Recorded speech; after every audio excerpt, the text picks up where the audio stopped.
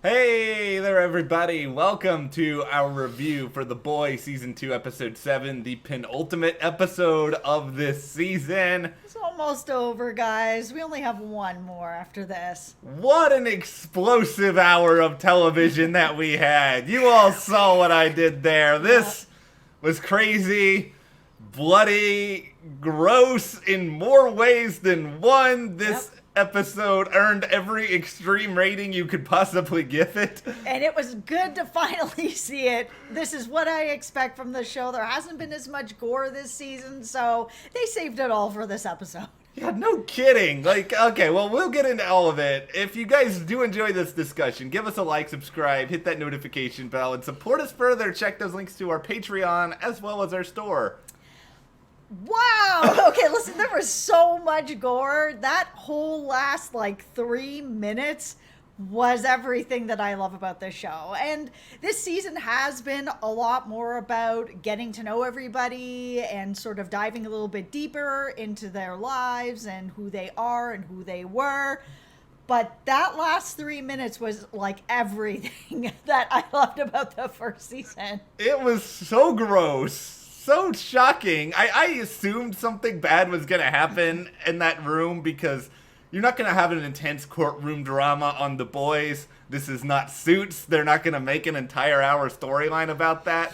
I did not expect multiple head explosions. That was not on my radar. No, I did not expect that either. And I guess we kind of should have, because we do know that there is a soup out there, Cindy, who is able to do this. Now, we didn't actually see her there, but we know that she can do this. We saw her hitch a ride from the asylum, so she's probably there doing this. Listen, to slightly augment the words of a song that I will not sing in fear of demonetization, everyone knows it's Cindy. She is the one who is responsible for this. That's pretty good. I've been saving that forever since I saw the episode. But no, it is a really, really interesting sort of cliffhanger. My one sort of critique on it, there are a whole lot of red shirts that just saw their heads blow up in all of this. And it's the classic TV thing of, we don't want to kill off too many important characters, so miraculously a lot of the people who you care about are reasonably alive for now. Yeah, I mean, they did kill off the man that helped raise Homelander, but I mean, we've only really seen him a little bit over the series. Yeah, that's not a huge loss. And no offense to the Homelander origin story. I know that there's some pretty good stuff there, but I guess it could have gotten crazier, but I think just losing so many people via head explosion is probably crazy enough. It is interesting, though, that most of the people that ended up kind of having their head explode are people who could have taken down Vought. So if this is Cindy, she kind of took down the people that would have helped her take down Vought, if that's her goal. If it's her and she's there, what is the goal? Yeah, it feels like a very short-sighted plan in that sort of way, where it's like, I get my revenge, but then guess what? Nobody else really gets much of a revenge because you have taken out people who could have been helpful, and that makes me think, is there a larger twist in all of this? Because you would think superficially now that, okay, do Homelander and Stormfront, are they the big winners in all of this now? Yeah, I mean, they kind of are at this point. Now there's no one that's really going to be coming forward because Homelander's dad is gone, and then Lamplighter lit himself on fire, so he's gone. Yeah. There's not a lot of people that can really come forward and say anything. Let's talk a little bit about Lamplighter here. In fear of, I don't want to say too much about Lamplighter, because there is a lot of things involving Lamplighter and Huey and their video choices that I'm pretty sure we can also not discuss at length in this video. It was funny. We don't need to. It was pretty funny, I'll say that.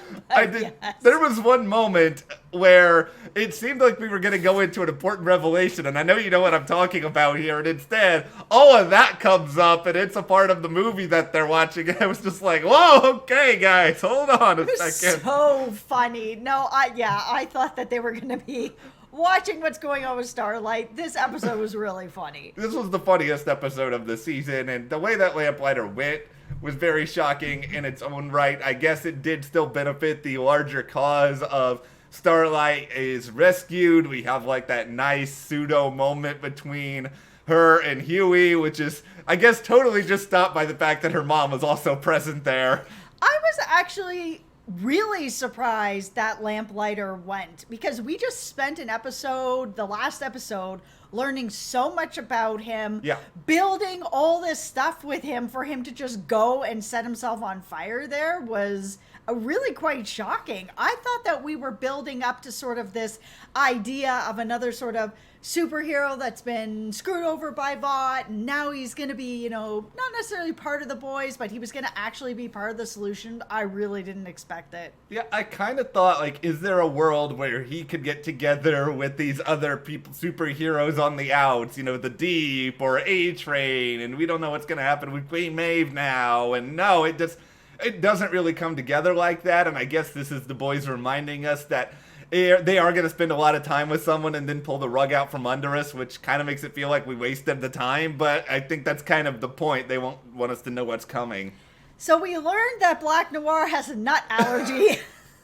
That was, again, this was the funniest of the season. So it was also cool to see a little bit more with what's going on with Queen Maeve. She's lost her girlfriend. They're no longer together, and sort of seeing this really sort of sad place that she's in. I think she's so frustrated because her entire life had been sold based on a relationship that wasn't that stable, and then beyond all of that, her identity was sort of declared to be one thing when, she just wants to be herself, and no one's really seemingly interested in caring about that at all. Seeing her show up there with an almond joy in hand, I was kind of wondering, like, what was the purpose of her being there? I thought, like, while all this chaos was happening, Queen Maeve just happened to show up there. I thought she was actually showing up there to, like, I don't know, push her plan forward, because we know that she's kind of made sort of a deal with the Deep a little bit.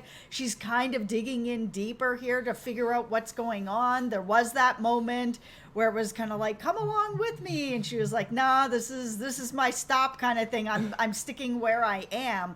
I really hope this pays off. I do too. I mean, Queen Maeve's been through a lot. Like, she's one of the characters I probably feel for the most out of anyone on this show because of so much of that. If you were Almond Joy right now, are you happy with this episode? Are you unhappy with this episode? I honestly don't know about the product, like the idea of this now. Yeah, I know. This sort of like, I was like, wow, they're getting a lot of like sort of good press through this show, because they've already talked about Almond Joy before this. But then I was like, oh man, this is a bit like This Is Us, where all of a sudden they're going to be like, Crockpot is going to be out there being like, we're safe, everything is fine, please continue to buy Crockpots. Yes. Not everyone is like Black Noir, which, I was really mad at Black Noir for most of this. Well, why are you doing this to Starlight, Black Noir? I don't know anything about you. I don't understand your motivation. But then, yeah, I don't want to sound sadistic here, but it was very entertaining seeing the downfall of this superpowered individual because of a chocolate bar that I can go and buy for like 80 cents at the store. Yeah, no, that whole scene was really intense, and it was really good. I really enjoyed that fight. The newest update is here, though, for the Homelander is the Worst series that we have done for the entirety of The Boys. There is one question I gotta ask you, though, before we get to the end of it. There was that scene where Becca was talking to Homelander, and she was sort of pleading him to let their son have a normal life, and it seemed like in a split second he was kind of agreeing, or at least not saying much. Was there anything within him that was okay? No, I've never seen him really have any sort of sympathy for anyone. I just don't think he's really capable of it. I mean, we've watched him let a whole plane of people and children go down, not even willing to save any of the children. So he's not going to have any sympathy for Becca. He doesn't care about her. He just wants to make Stormfront happy, bring this child sort of into their makeshift family. It's all so bad. Seeing that moment where Becca knew that her son knows that his life is a lie, and that he, seeing her kid say, I hate you, like, it was all so bad. He's so horrible. Like, he really, really is. And I think it was just that conversation before all that. I was wanting to think in that moment. I was like, okay, maybe Homelander is listening because he's not saying a lot. He's not opposing a lot. But I'm guessing in his head, his wheels were already sort of starting to turn. And he was just like, okay, I'll just go along with what she's saying right now, not make a fuss, because I know I'm going to come back here with Stormfront and screw her over completely later. Yeah, the minute that he wasn't saying anything, I was like, okay, so he's not having this, and he's never had anything, and yeah, he doesn't care about Becca, and I don't even think he really cares about his son either. No. I know Becca was trying to be like, I know a little part of you loves him. No, it's not. He's not really capable of love. This whole thing with Stormfront is all about Stormfront's been like stroking his ego, being like, you're the best, you're the most powerful, you're the most amazing man in the world. And he's just like, yes, I am. So it's all about that. Yeah, I think this whole thing at the end of it is really about him looking at Stormfront and being like, look how awesome I am. It seems like this is something that you wanted on some level. I got it for you because I am amazing and I don't care who I hurt along the way. Yeah. So it was also this whole thing with Starlight where they said out publicly, we had Homelander come out and say that she's a traitor and that she's no longer part of the Seven. They've taken care of it. And they've thrown her in some, tower, black site type of thing at the top. So now we're moving into sort of this next new era where she's not part of the Seven anymore. She's been publicly deemed a traitor, a mole in their company and part of them, and no longer part of them. I'm so curious because we already know there's a season 3, right? It doesn't feel like you can get anyone in VOD at this point to go and say, okay, you guys need to patch it up. We're going to say that you were mistaken, Homelander, that you were wrong. I don't know how you do that at this point. Like, I could be wrong. Yeah, I don't know either. They've really the Seven has really turned into 4, I guess. We've got Black Noir, who's kind of not doing so great now, and Stormfront and Homelander and Queen Maeve, who's really against them, and she's also kind of like a mole at this point too. There's no Seven really left. By the time this is all over, I mean, who knows what's going on with Black Noir? I'm assuming he's not going to be dead. He'll probably be in the hospital a while dealing with his nut allergy. We don't know where Queen Maeve is. The Seven is really just Stormfront and Homelander right now, who are building an army. It is bad. This is really, the stuff that they're saying, the stuff that they're doing, I think it's meant to obviously be topical. I think it's meant to obviously show the power of influence. And I think that sequence that they started off this episode with, because, as silly as this episode was later on, I think that's probably one of the most darkest and most psychological things that they've shown, how someone can get indoctrinated into this way of thinking over time. Yes, and how influencers in general can do that, or just the idea of seeing someone on the news over and over again, or seeing them online or whatever, that stuff like that can happen and does happen, and it is very mirrored to a lot of stuff that's going on. The one other thing I thought was really interesting in this episode, we get a little bit of Billy Butcher backstory. Yep. And beyond all of that, we get John Noble and Mrs. Patmore together in the same episode. Leslie Nichols are his actual name, but that was fun. I love John Noble. As soon as I saw him, I'm like, oh man, this is Billy Butcher's dad.